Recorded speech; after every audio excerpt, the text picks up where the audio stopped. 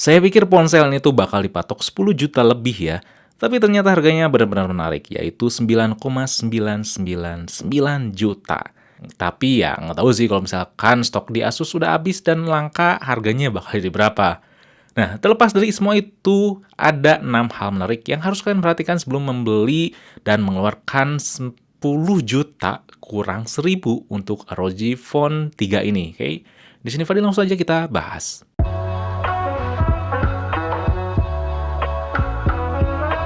Yang pertama ini adalah Snapdragon 865 Plus pertama di Indonesia. Snapdragon 865 Plus ini tuh sebenarnya sama aja ya kayak Snapdragon 865 yang biasa. Arsitektur sama, jenis CPU dan GPU-nya juga sama. Cuma bedanya ada di clock speed CPU yang nyampe 3,1 GHz.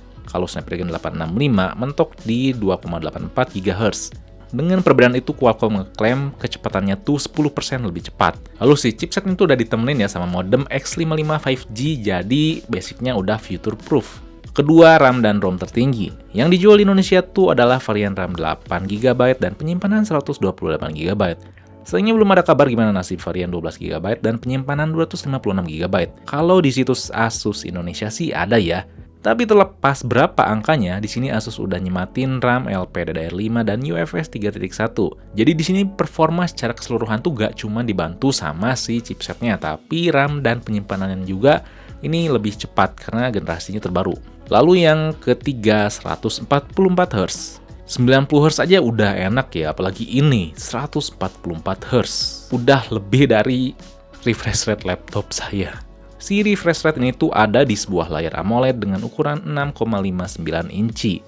Gak cuma modal AMOLED dan refresh rate tinggi doang ya tentunya. Karena ada beberapa hal yang menarik yang bakal menjadiin kita pas lagi lihat dan operasiin si layar ini. Nanti kita bahas lengkap di review. Keempat, baterainya tuh masih sama. Baterainya ini masih punya kapasitas 6000 mAh ya, sama kayak ROG 2.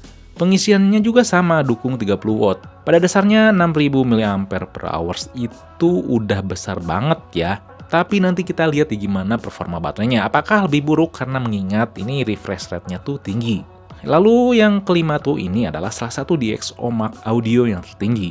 DxO Mark tuh gak cuma nilai kamera ya, tapi nilai masalah audio juga.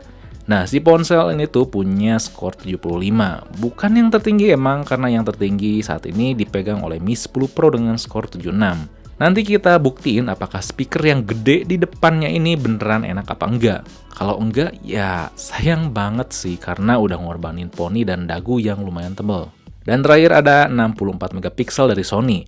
Di sini Asus masih percayain Sony ya buat masalah kamera. 64 megapiksel Sony IMX686, 13 megapiksel ultrawide dan 5 megapiksel makro. Terus di bagian depannya ada kamera dengan resolusi 24 megapiksel. Semuanya itu dibalut sama ROG UI Android 10 yang bawa berbagai fitur-fitur buat pendukung game yang menarik dan manjain kita. Semuanya bakal bahas lengkap di reviewnya, jadi jangan lupa buat like, share, subscribe Fixme, lalu nyalain lonceng notifikasi biar gak ketinggalan review ROG Phone ini, oke? Di sini Fadil, peace out.